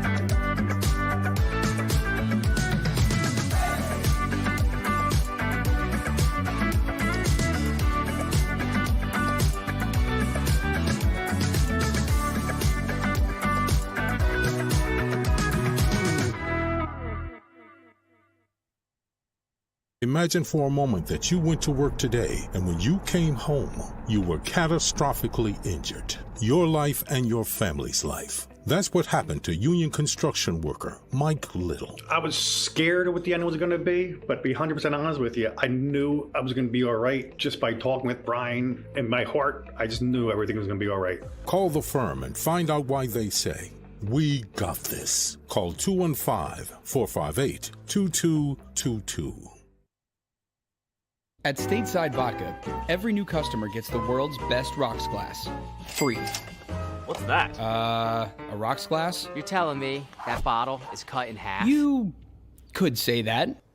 Holy shit. And you're telling me I can get one of these glasses for free? That's right. One free rocks glass per customer with each first-time purchase of Stateside Vodka.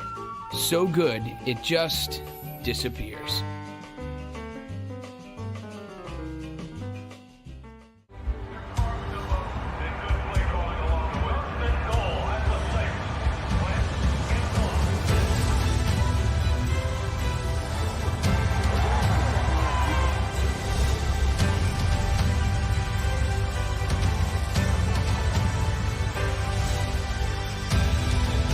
Field of life, First Trust Bank is there for you. Champions on three. 1, 2, 3. Because Philadelphia dreams deserve a Philadelphia bank. Go for the midnight dares. Go for the memories. Go for the view that goes on forever. Go for the bubbles in your bathtub and in your drink. Go to bed whenever you want. Or don't. Go for him. Go for her. Go for the win. Go to Ocean Casino Resort. Book your trip at theoceanac.com.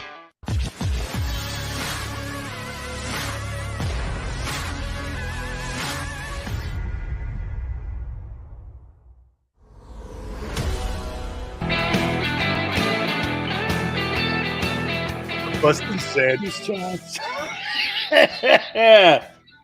Yeah, not bad, for Sills, I guess. Hey, getting Bruce Arians on for 25 minutes. Hey, by the way,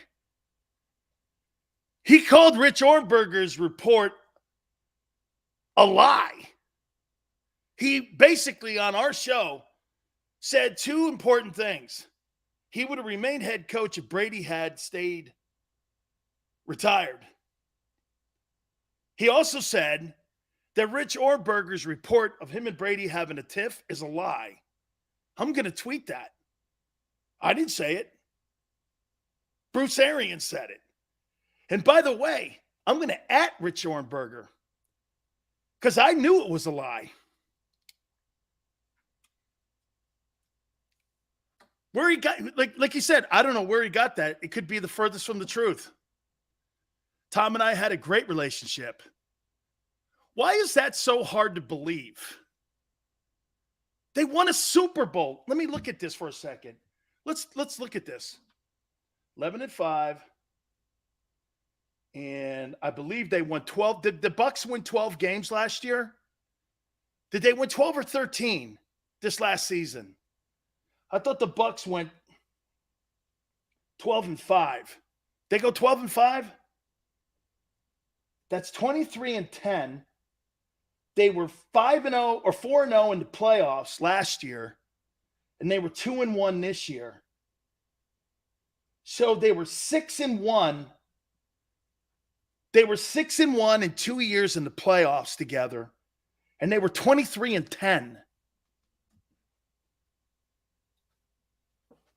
Dude.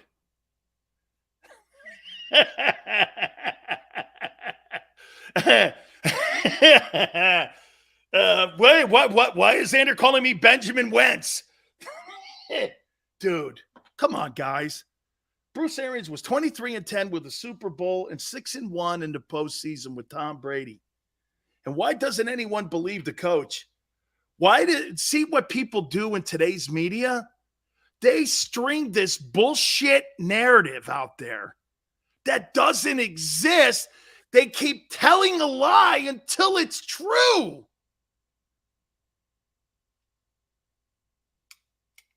Oh, hey, Maniac, he was great. You got to watch him. They spun lies. I can't wait. Right, Xander? I can't wait to tweet that interview out. Dude, that interview is going to rock everyone. And you know what's going to happen when I post this and when Xander and I post this and when JAKIB posts this?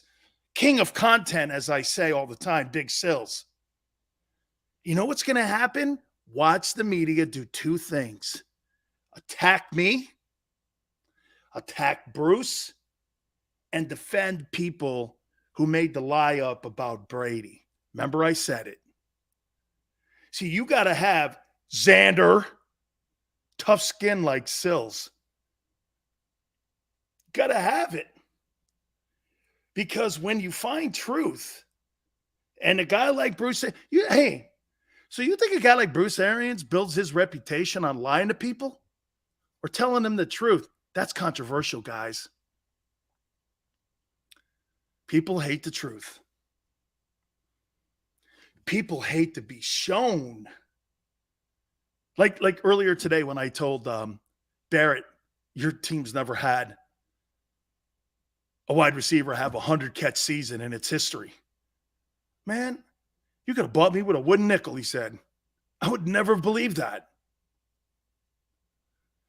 You wouldn't have believed when I started the show up by saying that Howie Roseman hits on his draft choices 19%. 19%? He's got all those draft picks. So basically out of 10 draft picks he's got, he'll hit on 1.9 of them with players that'll hit their second contract. Good luck building your team that way.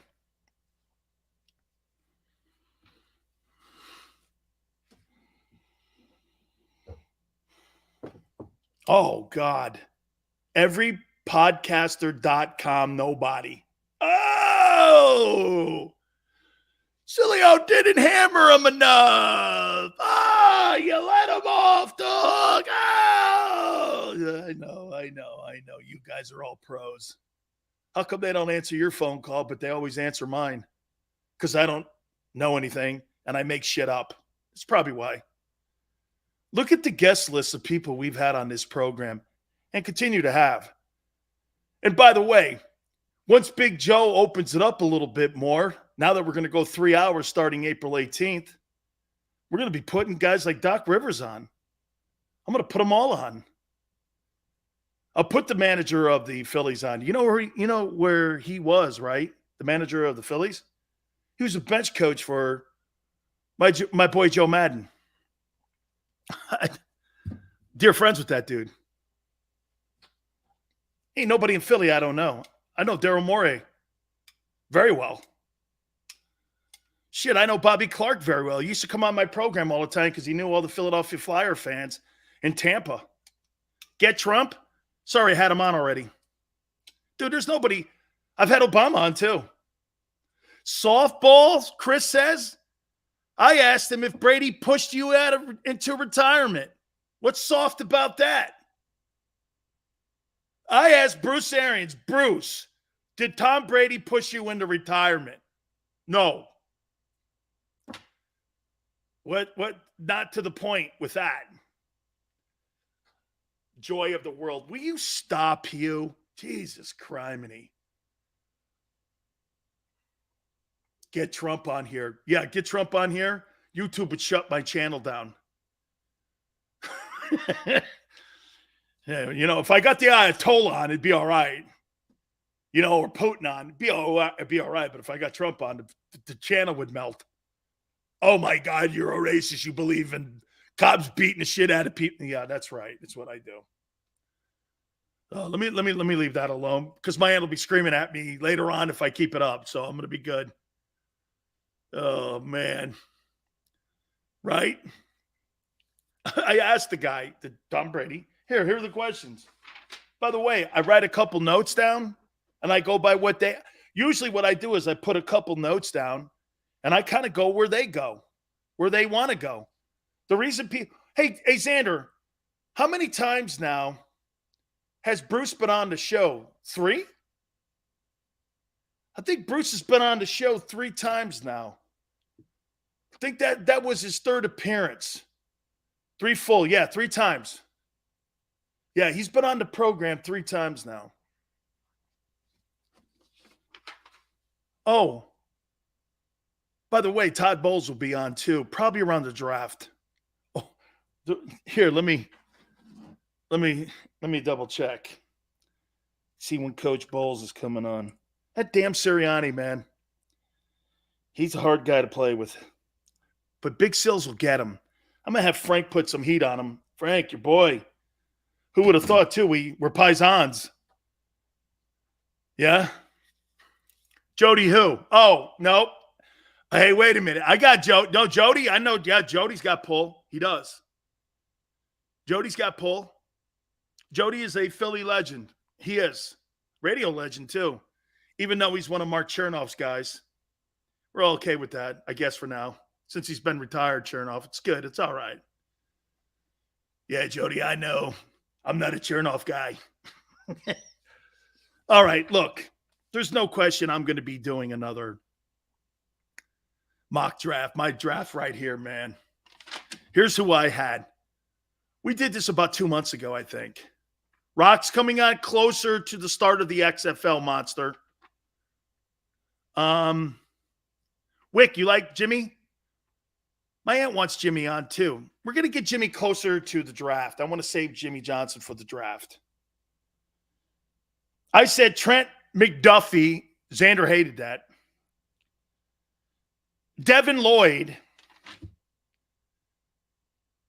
And this was back when they had 3 picks in the first round. I said Trayvon Walker from Georgia. Well, that ain't happening. I like McScruffy now. Whew. Okay, good. I changed Xander's opinion on it. The guy from Cincinnati, from what I'm understanding, right? That DB from Cincinnati, they're saying is probably the best talent. Okay. But they're saying McDuffie's probably the best corner in the draft.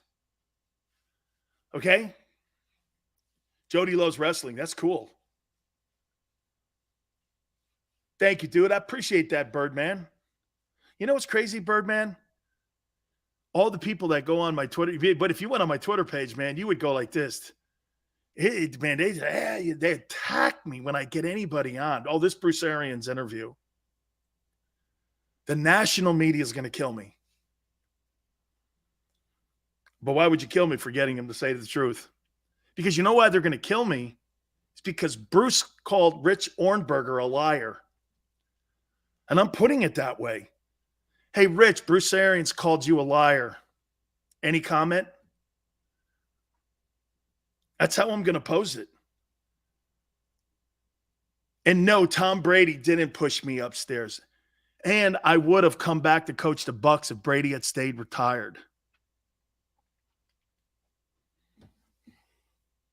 You don't think that's big news? Has anyone heard Bruce Arians say that he would have stayed the Bucs head coach if Brady had stayed retired? Have you heard that anywhere? Or did you hear it here?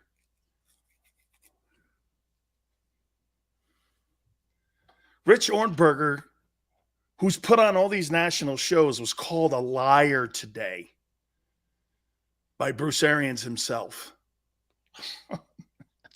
I could just see Xander going, this is freaking... you know what he's doing right now? I could see that face. He's bobbing his head. He's going, Sills. It's huge news. Because all the media now, they're going to have to come up with a game plan tomorrow. Well, Arians is obviously lying. Oh, Bruce Arians is lying. And you don't believe what he's saying. Well, that's a you thing. That's a you thing. See, you can attack me when I say something. Oh, by the way, I said that the Eagles had a deal on the table. What was it, April 2nd? Ian Rappaport comes out today and says, well, the Eagles are one of the top teams to land Honey Badger. And they had a Zoom conference today. It's not news here. That's not news. Pole smoker Sills? What's that mean? What's that mean? Pick up. Oh, man. What an absolutely wonderful. Oh, my God. Hey, by the way, I love how people are attacking Barrett. You know what I said to Barrett? I said, congratulations, Barrett. You've now graduated to level 3 now in the world of sports talk. Once you get people talking shit on you and saying that you're this and you're that, you don't know anything about football. Really? Guy played 12 years, has a Super Bowl ring. He don't know shit. Okay. But you with 4 followers does. All right. All right. Yeah, okay. Yeah, I'm pretty sure that's the case. That's what I'm going to do. I'm instead of listening to Barrett give me some intel on how the Eagles are run, I'm going to listen to a guy with 4 followers. He's telling me that Barrett don't know shit. All right. Yeah. That's how it works. Yeah. Oh, man. Bruce just lit the world on fire. Thank you, Hugh. You guys make it happen, man. I really mean it. You guys totally make it happen. Oh, and by the way, April 27th, don't show up that day. I'm going to Ocean's Casino. By the way, Xander and Big Joe go, you're coming. Yeah, because my aunt's coming down to see me with my cousin Lucy. So she's going to be coming down. Behave yourself around my aunt too. Okay? Please, behave yourselves. I have to behave myself. You have to behave yourselves. Okay? And my cousin Lucy. Very protective for her. She's a wonderful person. So behave around these two. Seth Joyner, Big Sills, Brian Westbrook, D. Gunn. Barrett's going to make a stop by. Bro, we're going to own Oceans. All I can tell you is, hey, Joe, do me a favor. You better have that credit card open, Junior. Because Big Sills likes to eat. Lobster, too, boss. Hey, man, thank you guys so much. We'll be back on the middle tomorrow. Really appreciate it. I love doing that show with him too, man. And I can't wait to see the new show kick off on JAKIB too. Fantastic, man. We got a great lineup starting on the 18th. I cannot wait for all of it to happen. We're expanding 3 hours. It's really going to be great. I could just see our 2022 season's already exploding. We're killing it, as you can see. People stop by now all the time, and we thank you for being part of that all the time. So till then, hit the like button. If you missed the Bruce Arians interview, please go back and watch it. We thank you. 4 to 6 tomorrow. We'll see you on the flip side.